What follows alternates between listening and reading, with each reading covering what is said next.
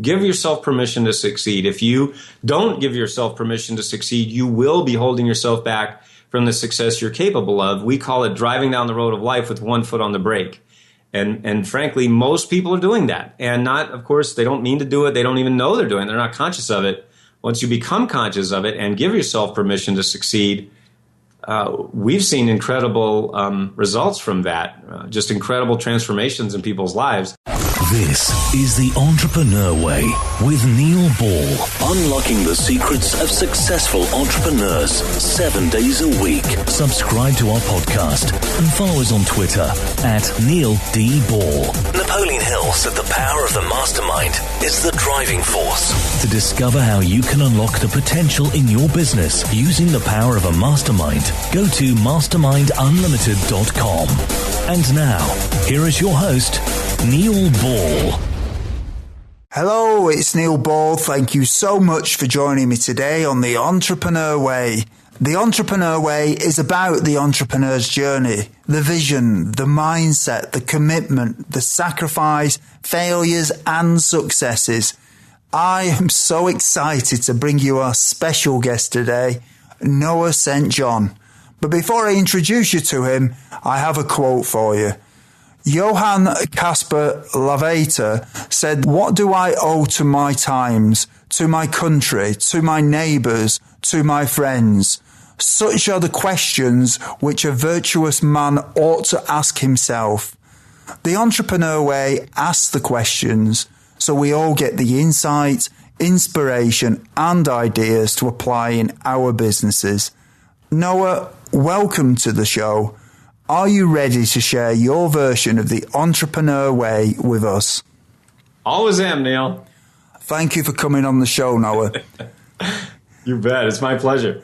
Noah St. John is known as the Power Habits Mentor and is famous for inventing affirmations and helping busy people achieve financial freedom. He is the author of 10 books that have been translated into 12 languages, including his bestseller, The Book of AFFORMATIONS, published by Hay House. According to Stephen Covey, Noah St. John's work is about discovering within ourselves what we should have known all along. We are truly powerful beings with unlimited potential. Noah delivers keynote speeches, online programs and live events that have been called the only training that fixes every other training. Noah, can you provide us with some more insight into your business and personal life to allow us to get to know more about what you do and who you are? Well, thanks, Neil. I mean, really, I've been online since 1997. So I'm one of the old guys in this industry. I started, many, many years ago when we still had dial-up. In fact, I'm 7 months older than Google, believe it or not. So I've been doing this a long, long time. And, now I've had the privilege of working and helping tens of thousands of entrepreneurs, over 140 countries around the world. And, for those of you who are just starting out, or even if you've been doing this for a while, I'm sure you all know about how exciting it is to get orders from people around the world. I mean, sometimes even countries that I've never heard of. And, you just have to look up, where is that? I've never even heard of that. And that's so exciting. There's just nothing like it to know that you're touching lives all around the world. So really, our mission at successclinic.com, that's the name of my company, successclinic.com, is to empower and really help small business owners get unstuck, find their voice, and automate their business. So that's our three. We call it the 3 prongs of our mission: get unstuck, find your voice, and automate your business. And our mission, our big picture, is to help 10,000 small business owners double their performance and profits. So really, that's kind of like the big picture, Neil. So in your bio, you talk about you're known as the Power of Habits Mentor. How have you managed to get that accolade, and what's that about?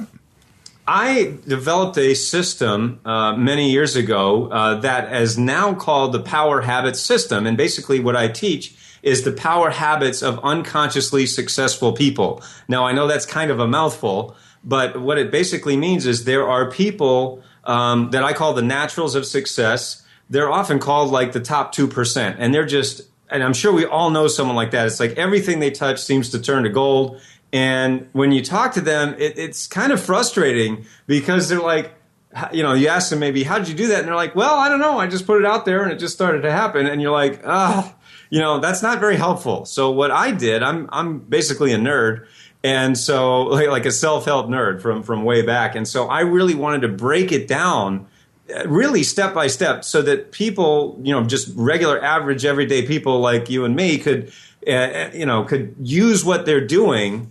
And the only way to do that, though, is to understand what they're doing and explain it in a way that anybody can use. So basically, the reason that they call me the Power Habits Mentor is because many people have come to me after spending tens of thousands of dollars with everybody else, all the big name gurus, all the famous dudes, and yet they're still stuck. Then they come to me and, you know, they follow my formula and then they get unstuck. So they start to make a lot more money. We've had clients who've gotten their first books published after many, many years of trying.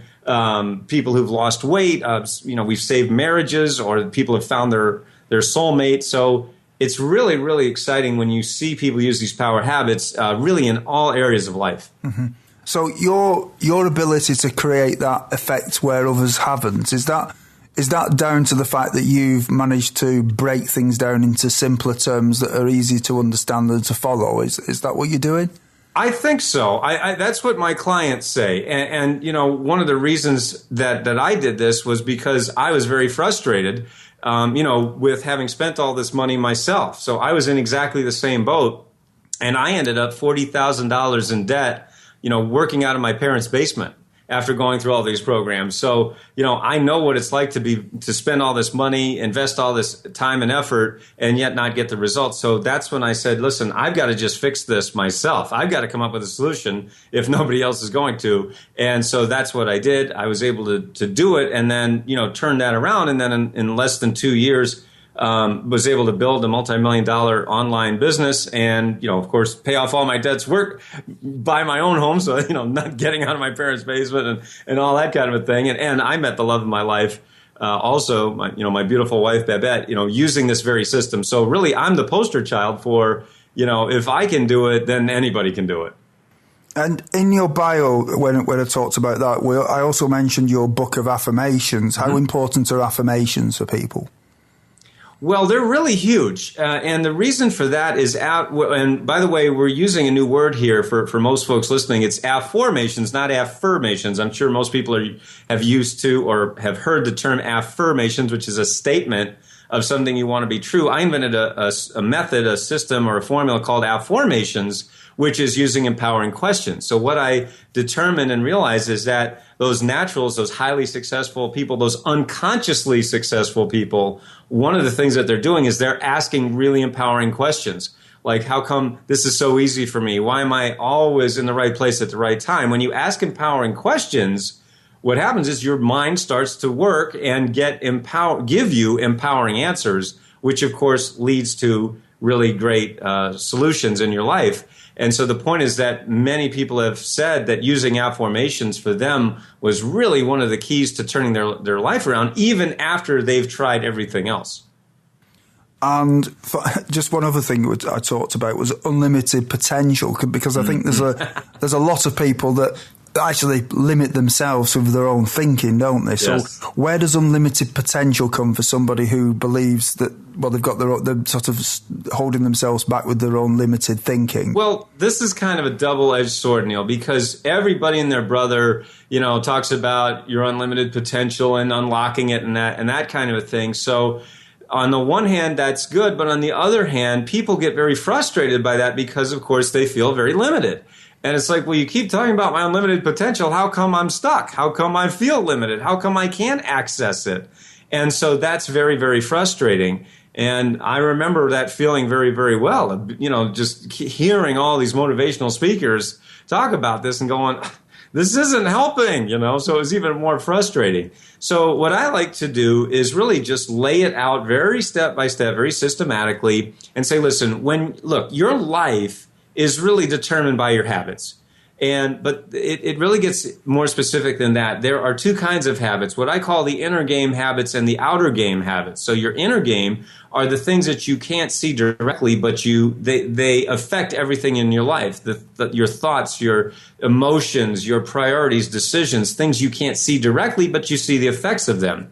But then the outer game are the things that you can see directly, your everyday habits, what you're doing, your lifestyle, the systems you have in your business, and so on. So it's only when you master your inner game and your outer game habits, that's when success happens. You have to have both.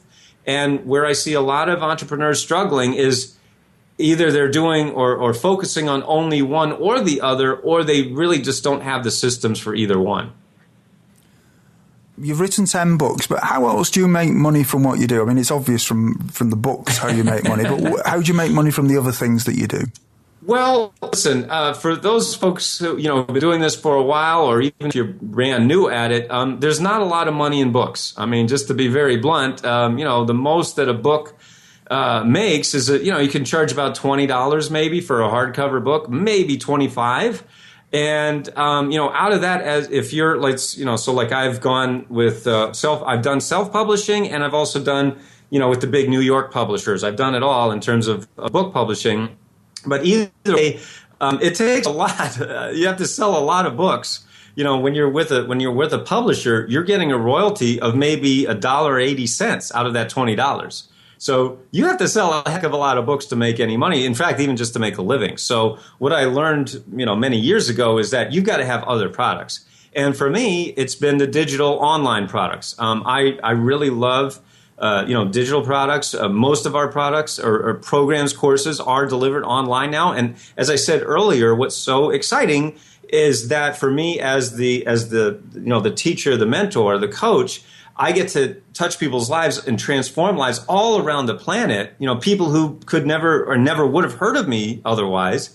And that person on the other end, they don't have to wait for a book to be shipped to them and, wait for the all those different costs or what have you. So digital and online programs are awesome, and I love them, and it's really, really exciting. So, and frankly, you can charge more for them, because what happens, like we have a course called Power Habits Academy where I teach the Power Habits system. I've got a program called Six Figure Business Machine where I teach you how to put your online courses up.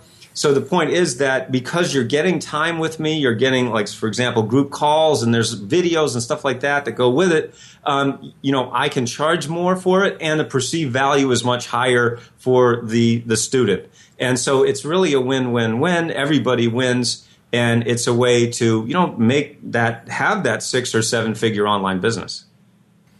What do you enjoy most about what you do, Noah?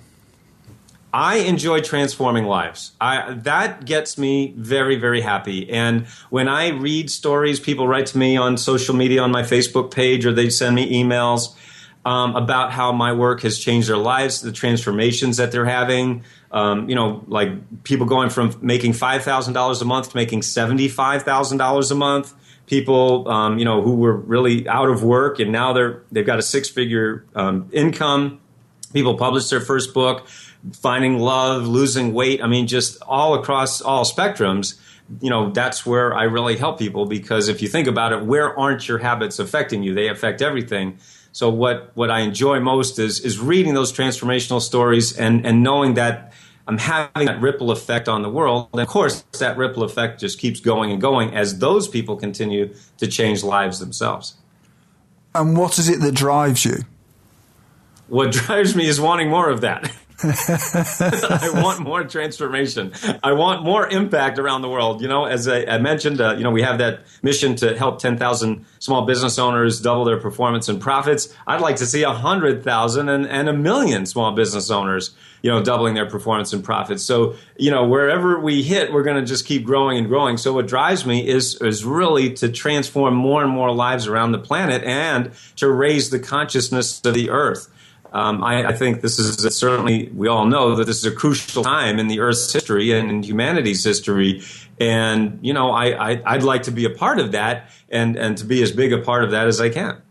So when you're not driving for more and more and more, how do you relax in your business? Well, when you're not working in your business? My wife and I like to go to the movies. I enjoy just, going and enjoying a good movie. I also like to go ballroom dancing with my wife.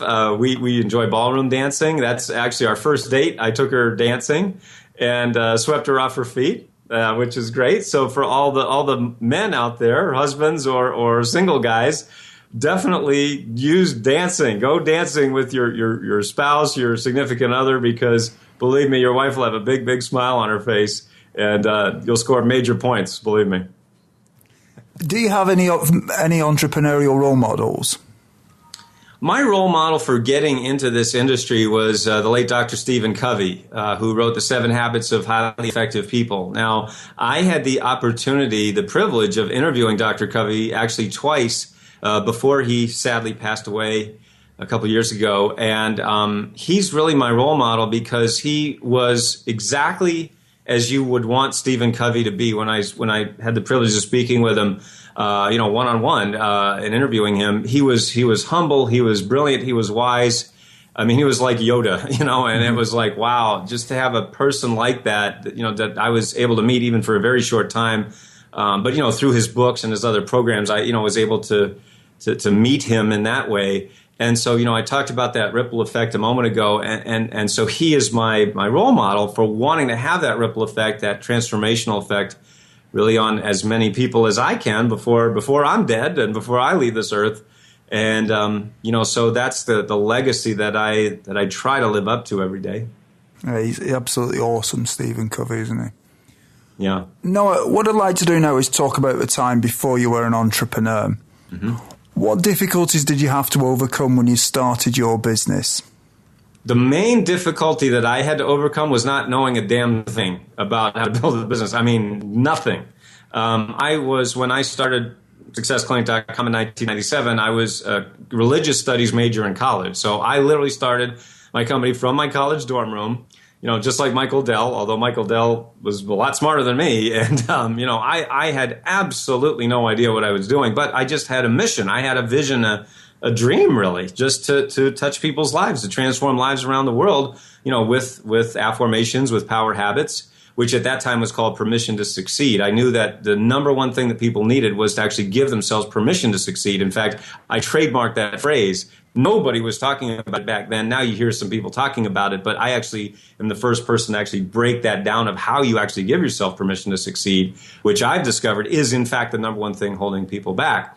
So the difficulty for me was just, well, now what do I do? I mean, what am I supposed to do? So, I mean, it was starting from absolute nothing in terms of knowledge, experience, and money. I had no money, being a college student, a typical broke, starving college student.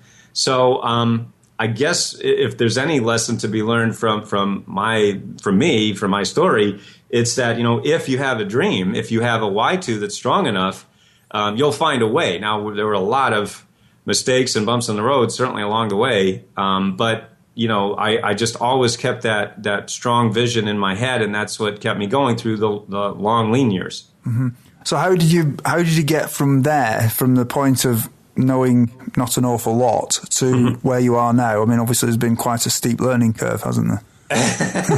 Yeah, it was just keep doggedly asking questions, and try to find the right mentors, try to find the right teachers.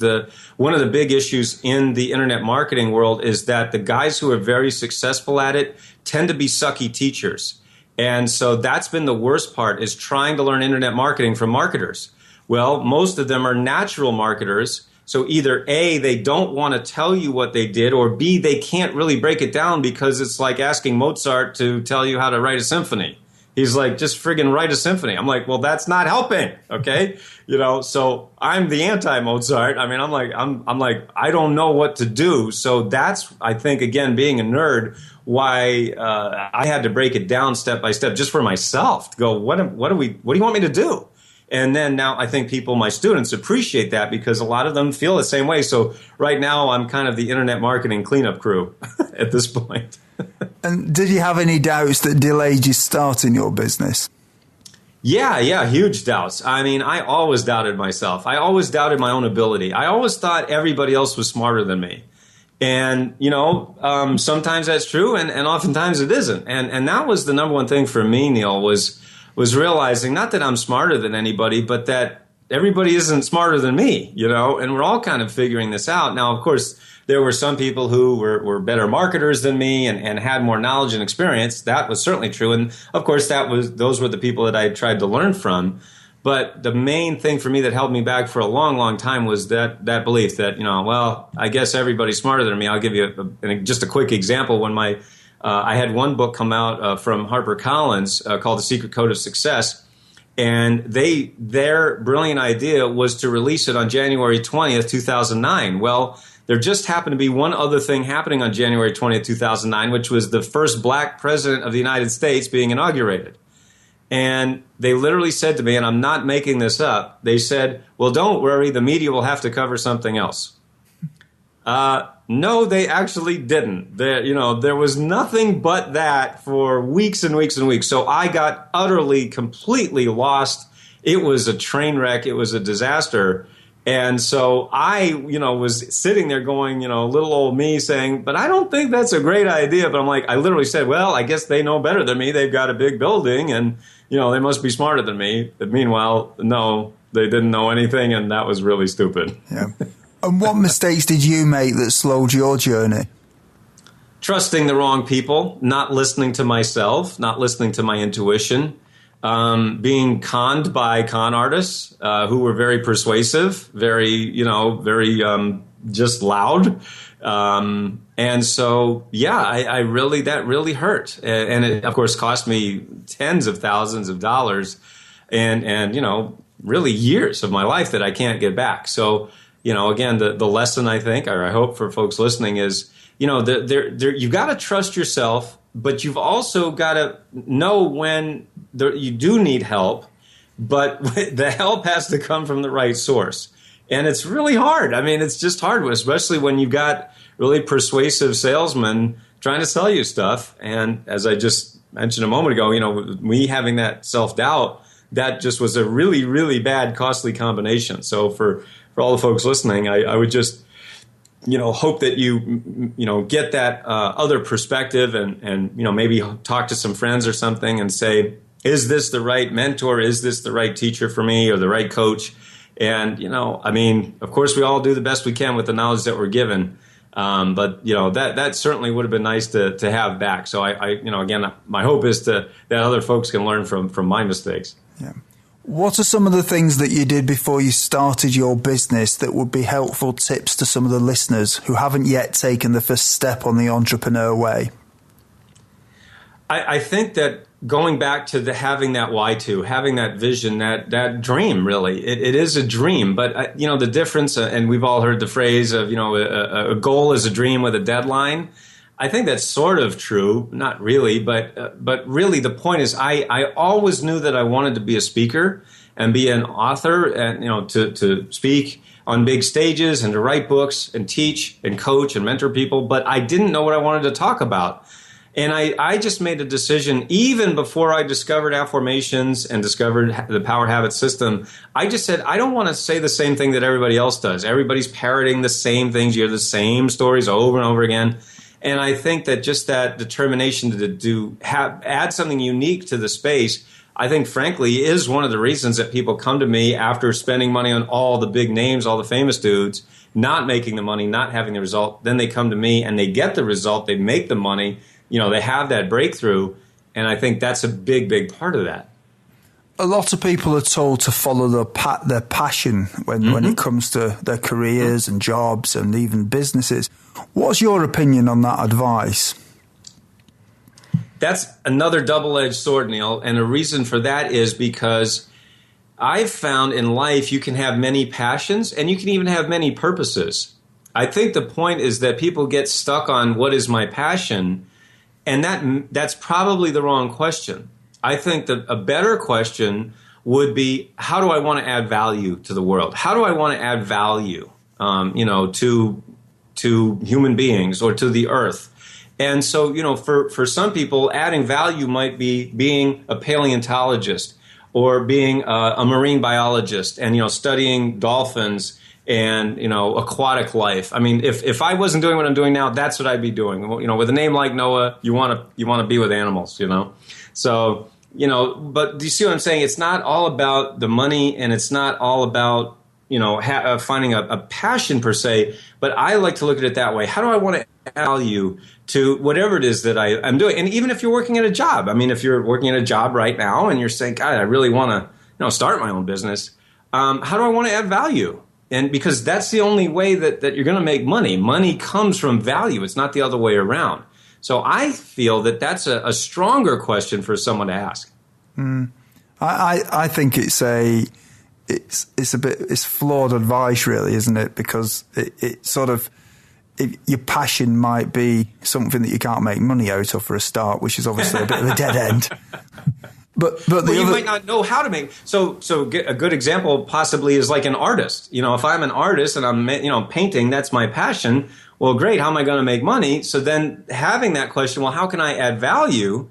That's going to lead you, I think, to ways that you can monetize that, you can make money, because, as I just said, money comes from perceived value. So I think that will enable you to. It's just a stronger question to be able to get to your goals. Yeah, absolutely. And I think your why comes into it as well, doesn't it? It's got to be you've got to have a strong why into it, which again, I suppose, is the value thing at the same time, isn't it? So. Yes. No, what I'd like to do now is just go talk about the entrepreneurial journey a little bit more with you. Is culture important from the beginning in a business? I feel it really is. And let me explain why.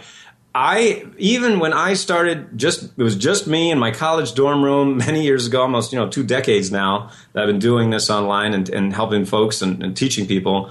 I realized that the number one most important thing was customer service. And I don't know where that idea came from. I can't, I certainly didn't invent it, but I had a knowing inside of me that if I take care of my customers, they'll take care of me. And, this was, and, as the years went on, I saw how lousy customer service is on the internet. I mean, it's just horrendous. And so, I've been in conversations with marketers, and they say things like, well, we're okay with a 50% refund rate. And I'm like, are you insane? That is the dumbest thing I've ever heard. But, frankly, they're just making so much money, they really don't care. And I'm like, oh, man, that just sucks. So I said, listen, I'm going to take care of my customers. So one of the things that we have at our company is we are a customer service company that does business and professional growth. We are not a business and professional growth company that has customer service. And having that as our mantra that I have said till, I've repeated it 10,000 times. My team is sick of me saying it, but now it's ingrained in them. And so that it goes through all parts of our business and our culture. And so just that one sort of rallying cry, that one mantra that we have, I think keeps us really focused. So, our refund rate is about 2 to 3%. And it's stayed that way this entire time that I've been online, 2 to 3% as opposed to 40, 50%. So I think it's working. So I think culture is very, very important, even if it's just you running the show. Mm-hmm. Absolutely. Knowing what you know now, is there anything that if you'd known it when you started out would have helped you to shortcut the learning curve? I think basically how to market properly, how to market properly. And what I mean by that is, as I said a moment ago, the marketing gurus tend to be sucky teachers, and they leave all the good stuff out. And I call it the marketing black box. There's the black box, and they're like, well, I'll tell you what's in the black box if you give me a lot more money. And I'm like, oh my God, I'm going to kill you. So that's really, really aggravating. And so, I've had to spend over $250,000 just to understand what's in the black box. Now that I've opened it up, I'm like, oh, all right, well, that was pretty easy, really. There's a lot to it. Don't get me wrong. Marketing is a moving target. That's one of the annoying things about it is that, what worked in 2007 and even like 18 months ago doesn't necessarily or probably doesn't work at all right now, especially with Google and changing all that stuff. So the point is that I think, number one, understanding just the basic principles of marketing, and then also realizing that we're here to serve our customers. And I've always done that second part, but the first part, that was the really hard part. So, it took a long time to be able to get that in my brain of, just to how do you position, how do you package your stuff, how do you monetize it? I mean, I didn't even know what the word monetize meant back then. So, that was for me the longest part. So I guess for folks starting out, I mean, if you can really focus on I just say ethical marketing.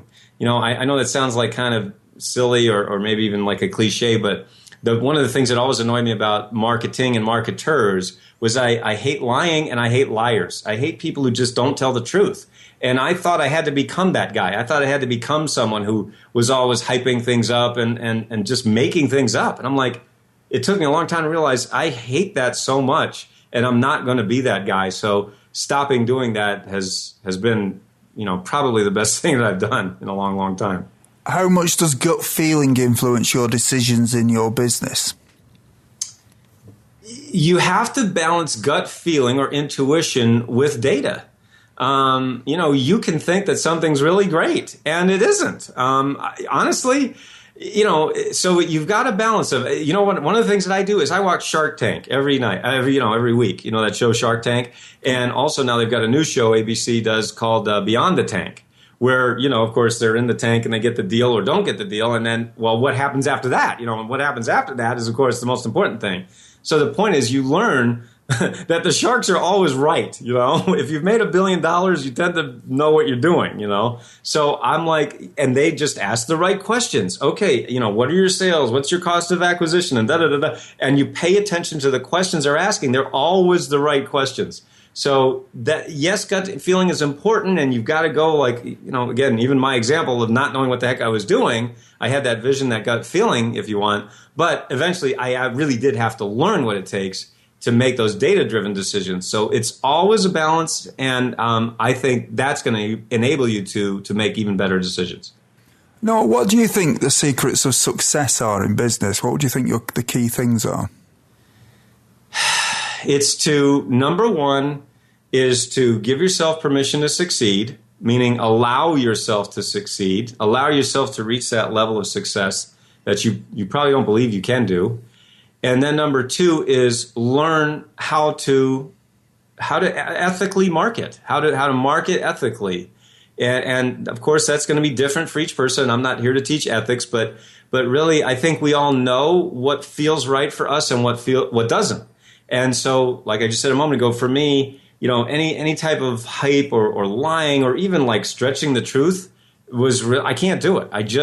I'm uncomfortable with that. There's some people that are very comfortable with that. So, hey, good for them. But so once you understand, how to give yourself permission to succeed, and then also how to market ethically, how to package and promote your products and your programs, how to put them together so it's not one-to-one, but one-to-many, I feel that is really the secret of success.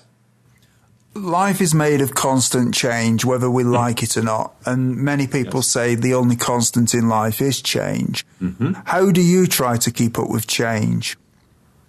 I study guys who are smarter than me. People like Gary Vaynerchuk, who's a dear friend of mine, but he's like the smartest entrepreneur that I know. And people like that, and just try to, they seem to be really good at looking around corners and seeing what's next. So you try to do that. As you just said, the only constant is change. So you've got to, at the end of the day, you've got to just make sure that you're focused on doing what you can control, and you can't do everything. So just try to focus on doing one thing at a time, and things tend to take care of themselves. What is your favorite book on entrepreneurialism, business, personal development, leadership, or motivation? And can you tell us why you have chosen it? Gosh, there's so many. The one that sprung to mind is Good to Great by Jim Collins. I got that book on my 40th birthday, and that really changed my life. It really, really helped me to realize that, right there, the first sentence, good is the enemy of great. And I saw that, I'm like, wow, man, I've been settling for good. And good is good. Don't get me wrong, but what if we go for great? And he talks about the hedgehog concept and the BHAG and all those catchphrases that he got. I just think that's my favorite book. And a few years ago, I had the opportunity, the privilege to speak on the same stage with Jim Collins. That was really a dream come true. So, yeah, I would say Good to Great is my favorite book on entrepreneurialism. Everyone, when you have a busy life, listening to audiobooks is a great way to expand your knowledge in the time when you may be doing other things, such as driving or when you are at the gym. We have a special offer for you, the free audiobook of your choosing. To choose your free audiobook, go to www.freeaudiobookoffer.com.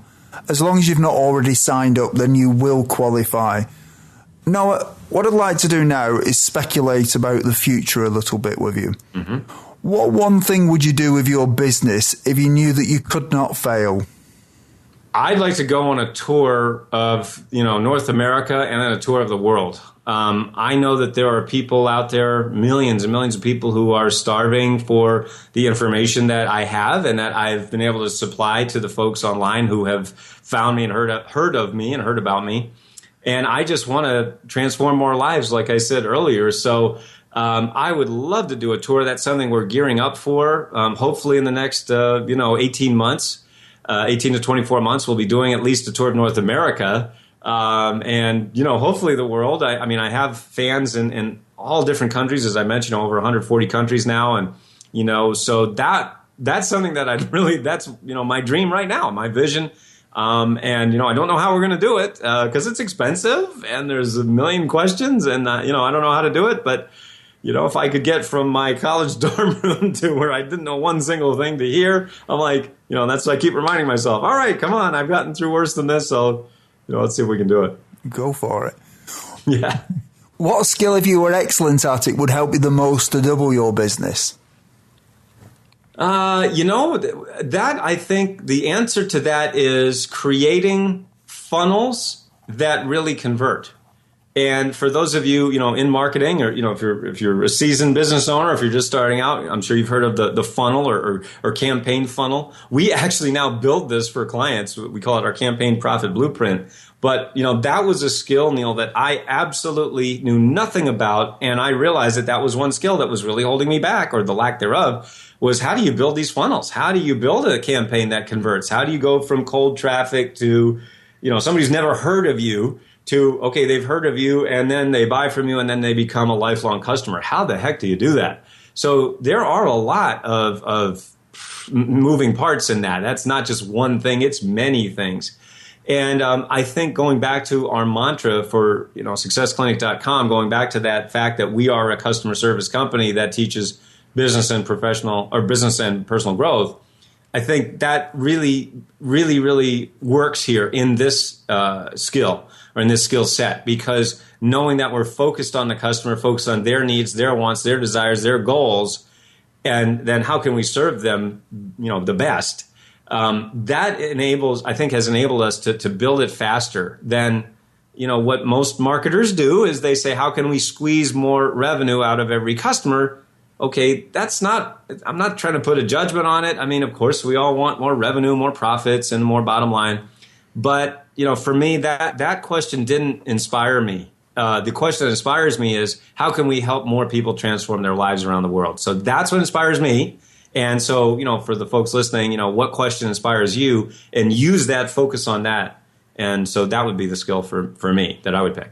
In 5 years from now, if a well-known business publication was publishing an article on your business after talking to your customers and suppliers, what would you like it to say? I'd like it to say, number one, he believed in me. He believed in us, and when no one else did. He believed in me when no one else did. And number two, that enabled me to reach my goals, whether it's in business or health or weight loss or relationships, whatever it is. Enabled me to build my 6, 7, and 8-figure company.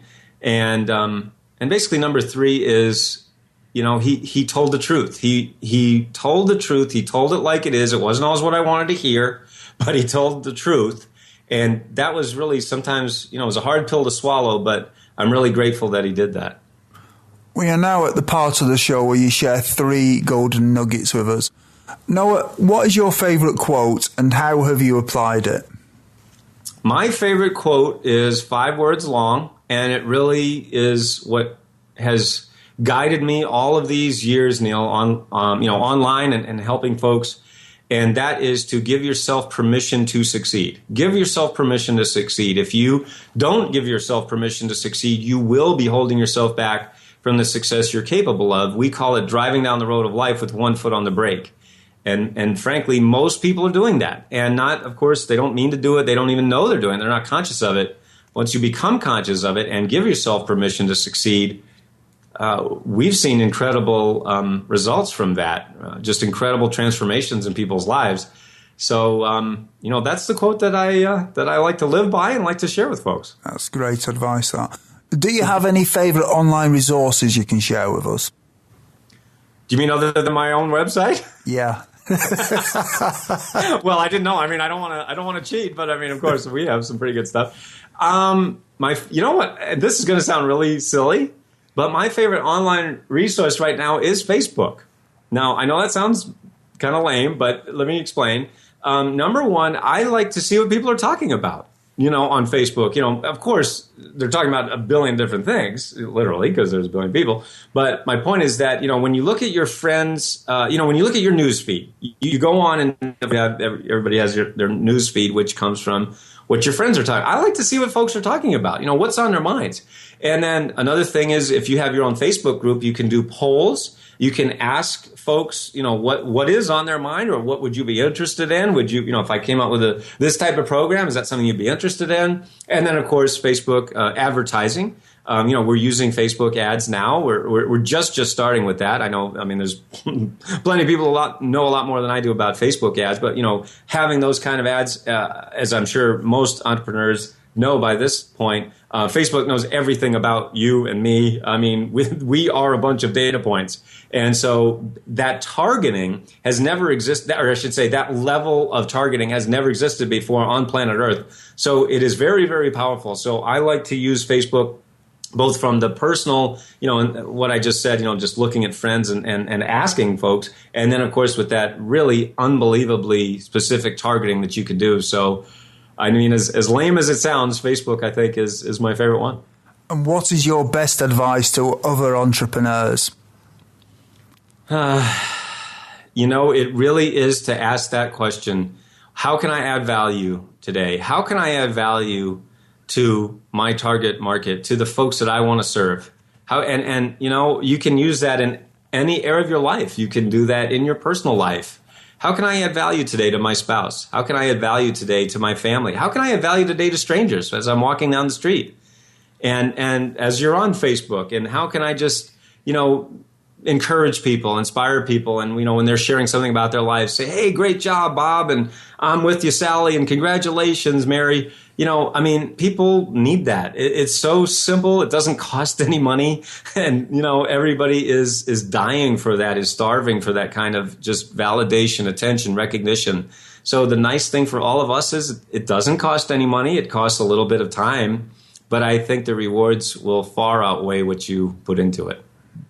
Everyone, if you didn't manage to get a note of Noah's favourite resource or his favourite books, then you can find the links on Noah's show notes page. Just go to the entrepreneurway.com and search for Noah or Noah St. John in the search box. Noah, is there anything else that you'd like to add about your business?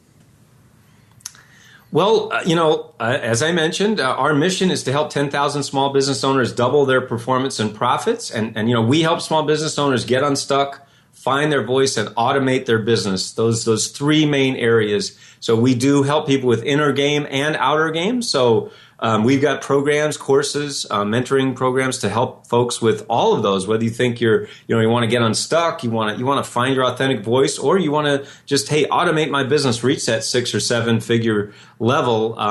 That's what we do, and we've been doing it a long time, and hopefully we'll be doing it a lot more.